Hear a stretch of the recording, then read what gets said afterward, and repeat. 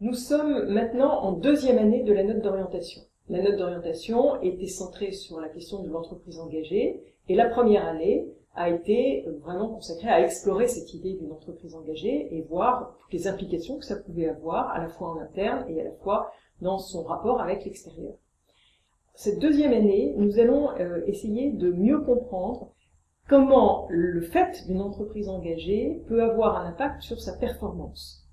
Et quel est le rôle de la fonction RH dans ce lien entre l'entreprise engagée et la performance.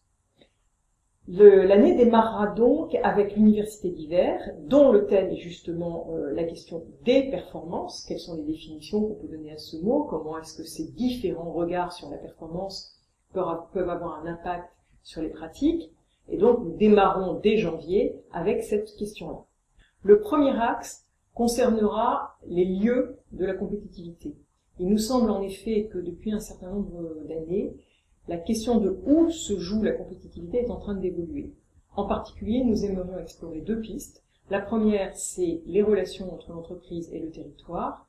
Ça n'est pas nouveau, mais je crois que nous avons encore besoin de comprendre, d'expérimenter, de stabiliser un certain nombre de choses sur la façon dont ça se passe. Et puis, de l'autre côté, en rentrant plus à l'intérieur de l'entreprise, creuser le concept d'environnement capacitant. L'environnement capacitant, c'est tout simplement, derrière ce grand mot, l'idée qu'il ne s'agit pas seulement d'avoir des salariés compétents, mais que la façon dont on conçoit les ressources mises à disposition des salariés leur permet effectivement de développer encore plus cette compétence. Ça veut dire qu'il y a donc là un regard particulier à porter sur l'organisation du travail, sur la manière dont on permet à chaque salarié de faire son travail, de mener son activité, à la fois individuellement, mais bien sûr collectivement. Le deuxième grand sujet qui vient tout naturellement à la suite, c'est celui de la question des modes de professionnalisation au sein des entreprises.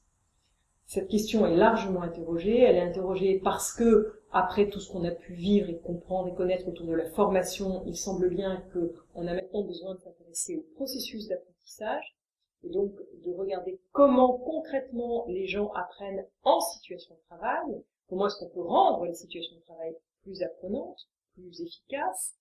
Comment est-ce qu'on peut aussi regarder le succès de l'alternance? Je parle du succès d'un point de vue pédagogique.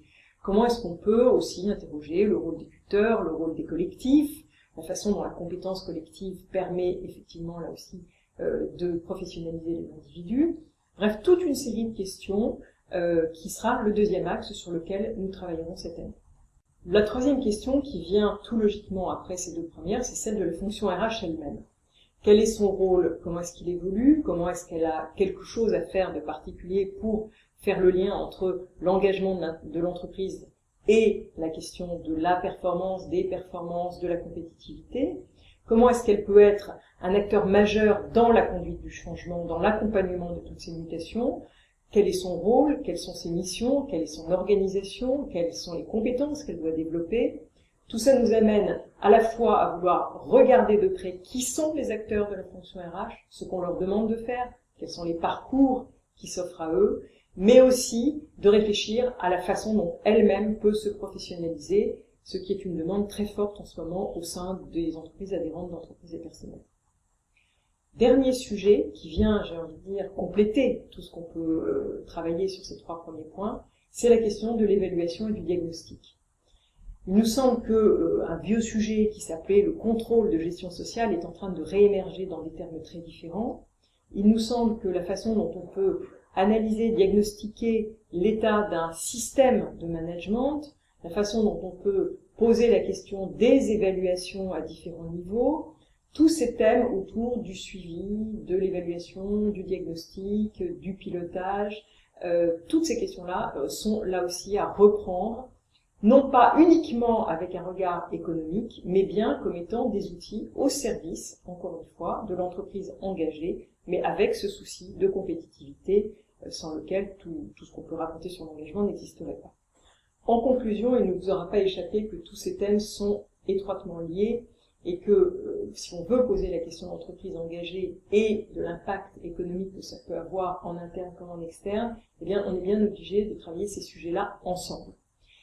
Deuxième point de conclusion sur lequel je voudrais lourdement insister, tout au long de ces sujets, tout au long de ces thèmes, tout au long de l'année, la question du management sera omniprésente, puisque dans tous ces axes que j'ai évoqués, toutes ces pistes, que ce soit les lieux de la compétitivité, les modes de professionnalisation, la fonction RH, la conduite du changement ou la question de l'évaluation et des outils de pilotage et de diagnostic, eh bien le management est systématiquement en première ligne, et nous aurons donc là aussi nécessité de nous interroger une fois de plus sur le management, sur son rôle et sur la manière dont il peut travailler, dont il est amené à travailler avec la fonction RH.